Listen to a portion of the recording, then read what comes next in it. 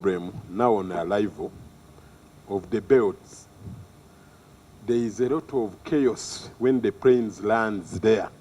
Those two belts that people use, you can spend like 2 hours waiting for the luggage to come. And this is putting our country in a very bad image. I have experienced it, I don't know how many times. And many people come, they sit, it is really terrible. I don't know whether there is some plans that are being done to address that issue, but really, you need to do something. Yes, point clear. Yes, DG. Thank you very much, Honorable Chair. Once changed in this committee, and really, I am very, very happy that these questions are being answered. It just set the pace for this interaction. And really, I want to commend this because I should have done that, but I fear that maybe I am going to be ruled out of order. No, please feel free. Please feel free. Honorable Chair, to begin with the situation of the aviation industry in the country, I want to at the onset to say that things have never looked better like the way they are right now. Remember, our mandate is regulatory. Try to push the microphone near you. Regulatory. We regulate the industry. We also operate airports. And we provide a service in the form of air navigation services. And on all those areas, the parameters are really looking extremely good, like never before. And this is factual because we have just come out of 2 audits by ICAO. One is the safety audit. I want to dispense with the nomenclatures. And the other one is security audit. These 2 audits were testing our capability as a civil aviation authority to regulate the industry. And the parameters were ranging from appropriate laws, and thanks to this House, because you have made very, very, very good laws and regulations. It was testing our capacity in terms of staff training and orientations and the retooling. It was also testing our capacity to do surveillance for the industry, among others. And that was a safety audit that we undertook in September. And we got a score of slightly over 72%. The area score in 2014, when the audit was there, was 60%. So that is an increase of 12%, regardless of the challenges caused by audit and the expansion of the industry, but also new challenges of requiring more investment and all that.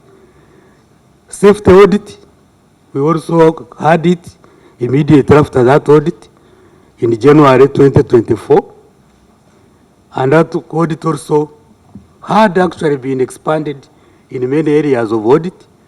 And we have not yet confirmed the score, but the preliminary indicators show that we will get more than 80%.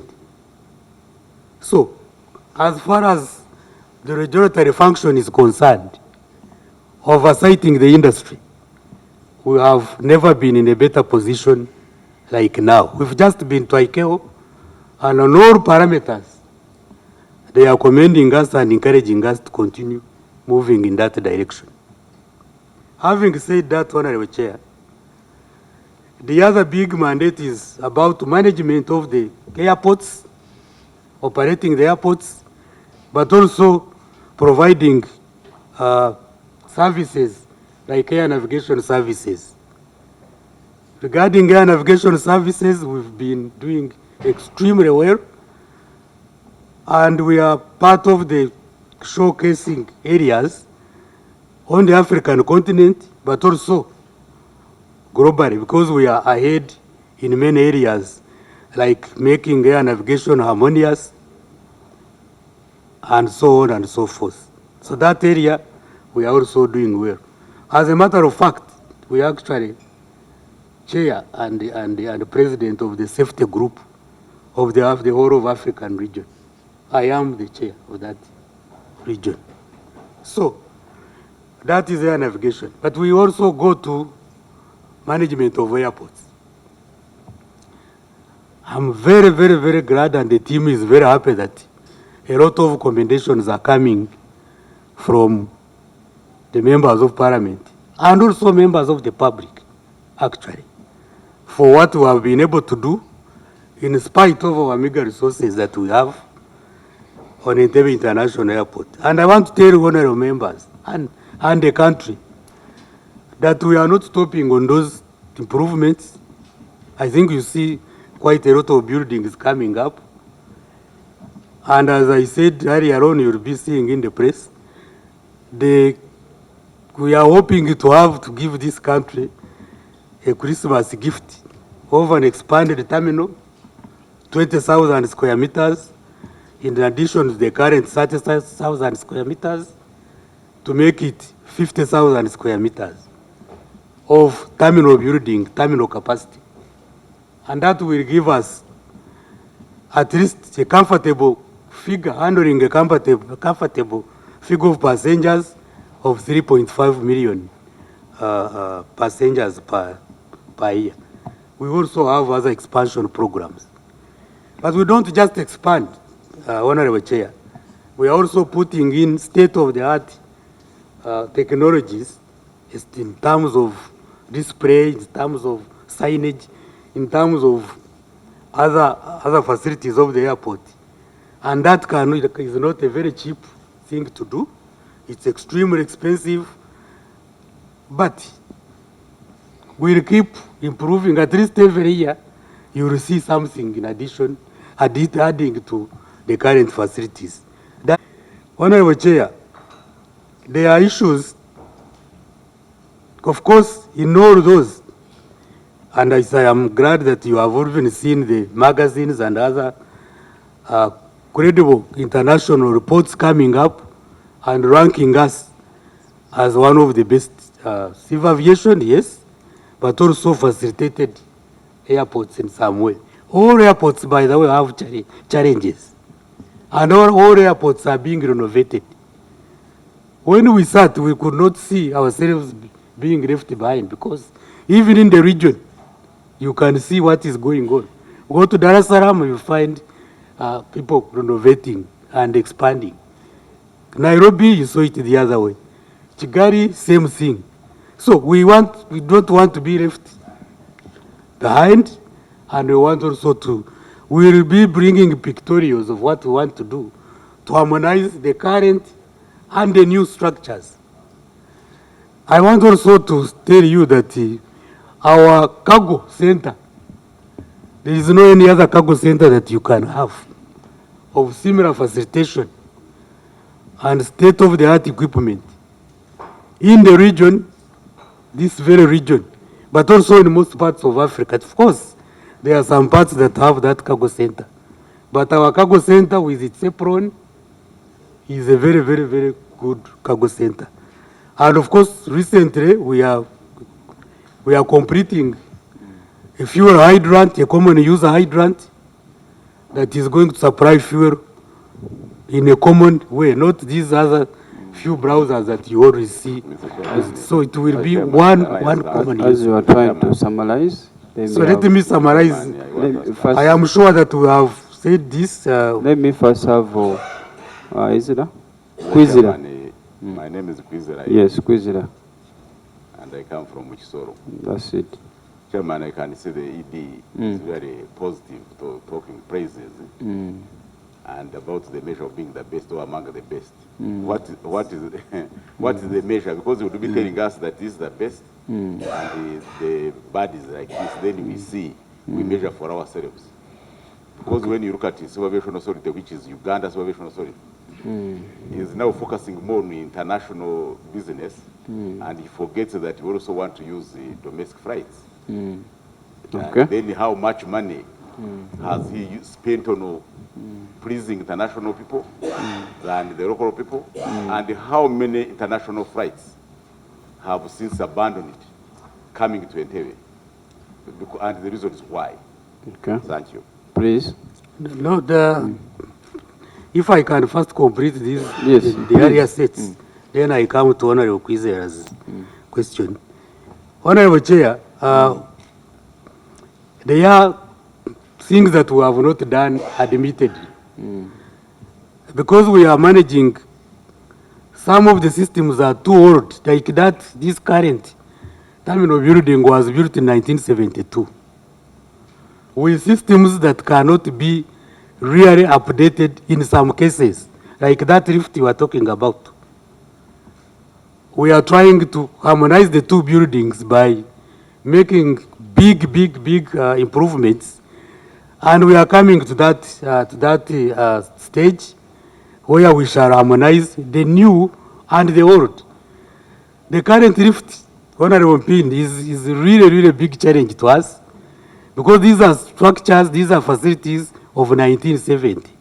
Some of them, even spare parts, are not and cannot be found. But when we harmonize, we get new lifts, we break here and there, and in the breakage, Honorable Chair, then you get inconvenienced passengers. You get blockage here and there, even to the storm water, and get some parts of it flooding, and many other things. These are problems of trying to work to improve, renovate, but you continue to operate, because we can't stop operating. You also continue to observe standards. So some of these challenges can only be felt when people are on the ground to see what is coming out and what is. They are sometimes very difficult to simply talk about without seeing.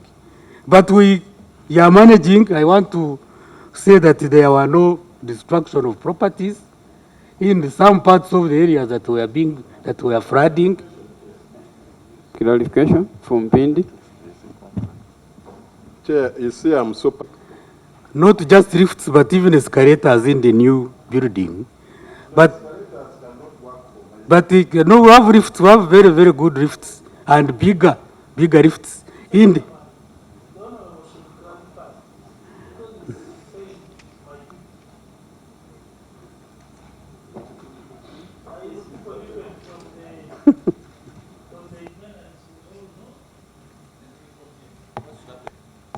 Yeah.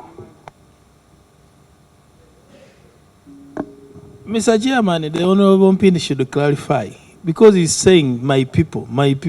I don't know which kind of people he's talking about. Do you have your own class of Ugandans? Because the DG doesn't know that where you are seated, you are not full. So tell. Chair, the people I'm referring to are persons with disability and those who cannot go through the stairs or the escalators. They may not be persons with disability. So those are the people I'm talking for. But you see, my concern, DJ, when the plane lands, you must exit the runway, and then you go to the immigration. There is no lift there. So my question is... I hope I have understood the area you are talking about. But if it is the lift that is going to VIP, the contract is in place to supply a new lift. The contract is in place to supply a new lift. And I think we need just like 1 month to fix in the old building. That one I can assure you is taking place, is going to be supplied.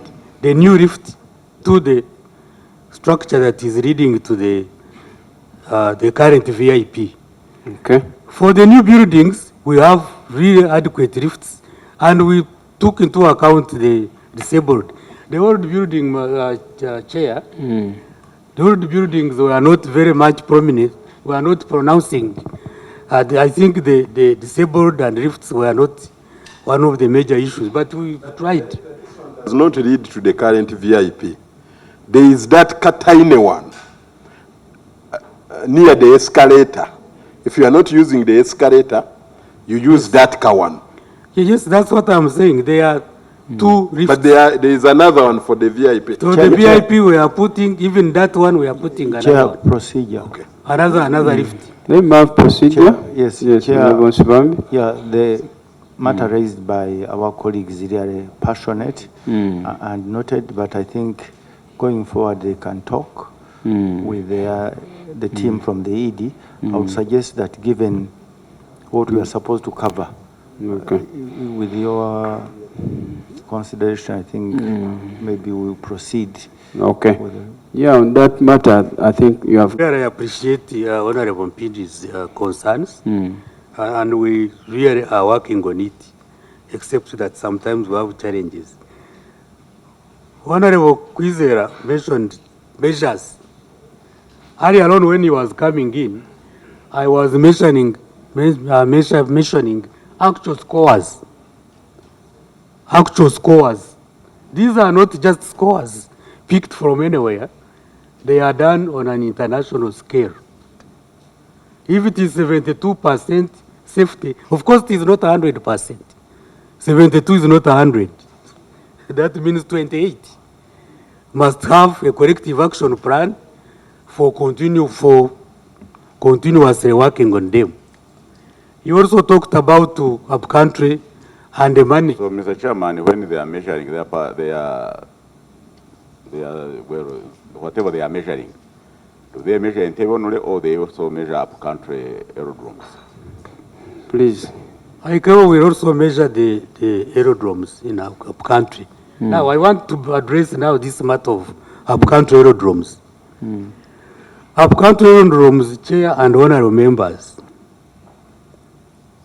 the money to spend in upcountry aerodromes are not money that we generate from Entebbe International Airport, our source of income.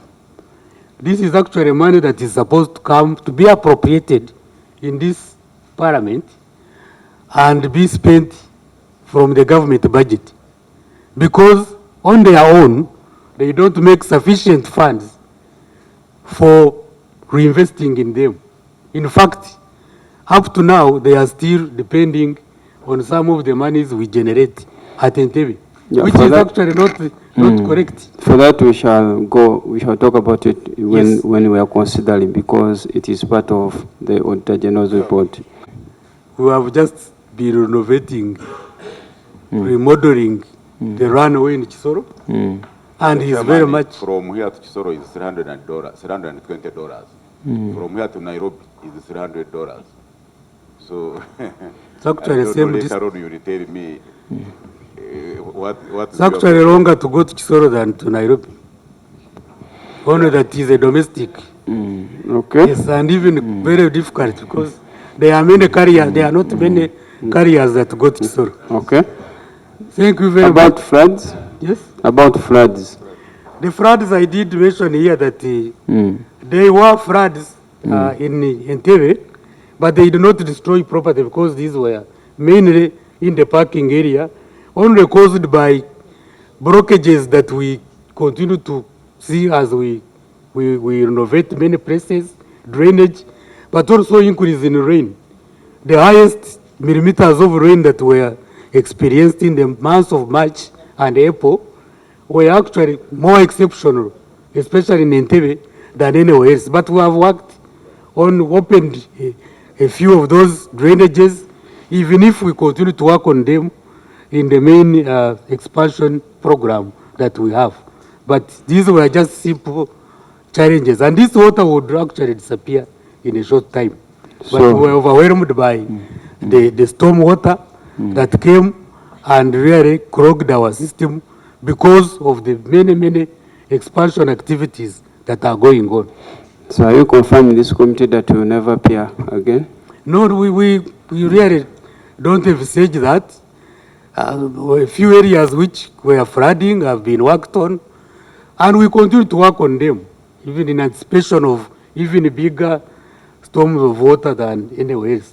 And we have also seen that there is more speedy water runoff than it has ever been, I think because of the current expansion programs and renovation. And there is very, very little grass cover. So it comes with speed and it comes in a bigger volumes. But we are handling it, Honorable Chair. Okay. I want to thank you so much. Then we have on the baggage claim Honorable belt. Honorable Mpindi. The budget claim The belt, Honorable Chair. Again, these are systems of 1972. We have built a new building, a new terminal building.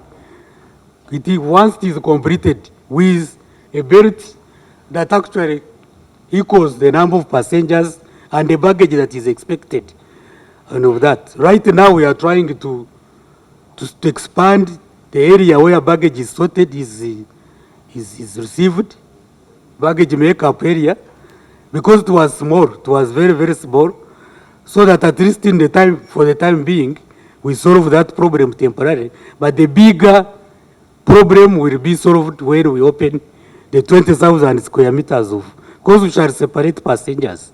Okay. Will be the departing passengers will be separate from arriving ones. Yes. And therefore their baggage. Then we have the last person, Honorable Kayemba. Thank you, Chair. I want to go back on the flooding issue. The DJ hasn't explained well about that issue because if that's the point. I think you should caution the engineers because at first you explained that in the process of renovating, at times we get leakages. That's why they flood, your first explanation. I think you have professional engineers, if I think so. They should deal with the after effects before even starting. What if we do this, what next? Because you see, the whole world saw what happens in Uganda when it floods. I think we should get a better solution than saying it came, we didn't know, the rains were too much. We should plan for that before, because that's an international airport. Thank you, Chair. Okay. See, the one in control of, I'm sure they are the engineers as per now, SFC. This is called, there is one of the contractors is the engineers brigade of UPDF, engineers brigade. But in case Engineer Soma, the director of airport, has some explanation, please don't hesitate to give that explanation from an engineering point of view. Yes, in a minute, please. Chair, through DG,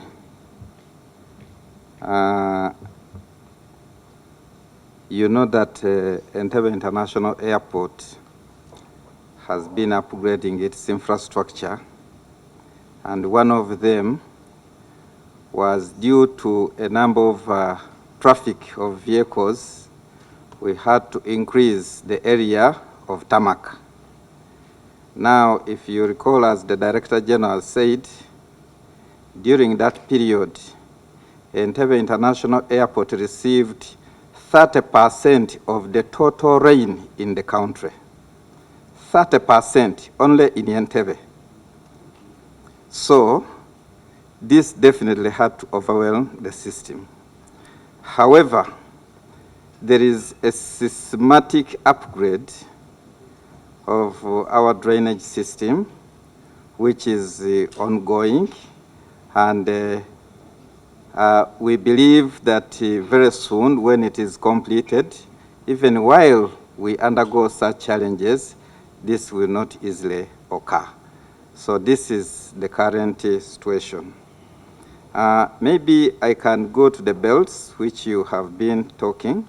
If you recall, this terminal building was designed for 250,000 passengers. And at that time, it had only one belt. When we were having the Commonwealth Chogam Heads of Government meeting, we upgraded that area and it came to 2 belts. At that time, our traffic was at 1.2, 1.5 million passengers. To date, we are over 2 million passengers using the same system. So, as the Director General is saying, we are again systematically planning, of course, also looking at the resources. We are having a general remodification of this terminal building, which will see that area increasing from those 2 to 3.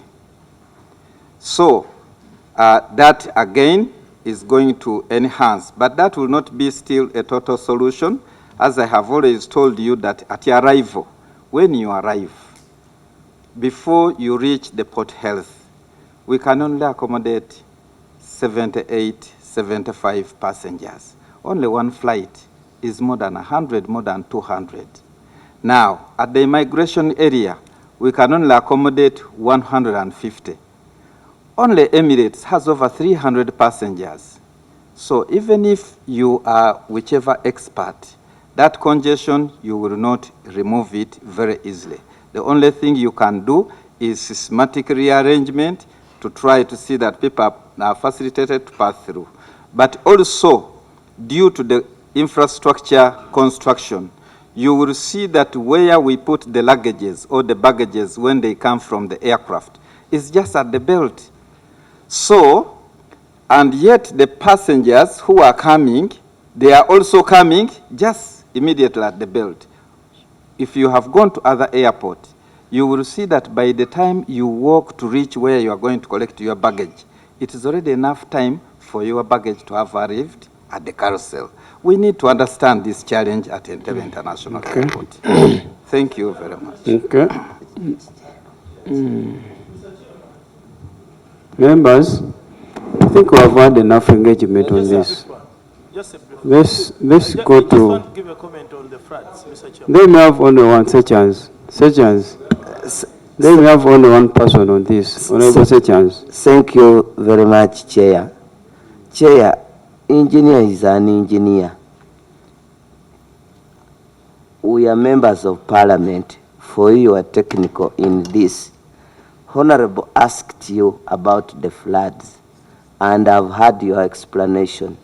And I want you to tell us, in your format, do you plan to construct flooding when looking at the amount of rain to be received in that area so that not to have floods? Or because I think the amount of rain cannot cause, you cannot say it is the one which led to the flooding of the area. In your planning, the format, because there are many, what did you plan, or which amount of the rain did you plan on basing? The point is clear. Yes, engineer. Mr. Chairman, I have heard the explanation from the director airports. Mr. Chairman, I think the explanation is not really just is not sufficient enough to explain the issue of floods. One, the issue is just technically about the drainage system. The drainage system is poor. Just go back to the contractor who designed it, because one, we've got an advantage. That place is on a high latitude at least somehow. So it is not in the valley that would be experiencing such. So the issue is just basically about drainage system. So if you can go back to your contractor to redesign the drainage system, we shall not have the floods. The issue of heavy amounts of rain, 30% of the rain is received in Entebbe, is not justified. Okay, DG? So actually, they come to it. We are redesigning the drainage system actually, right now. And partly we have been able to control the water, and we are going to do it aligned to our developments. We are doing that, Honorable. Yes. Okay. Members, let's go 3, and we also have the response, the updated responses, and the responses which we have provided before, and the bigger documents which have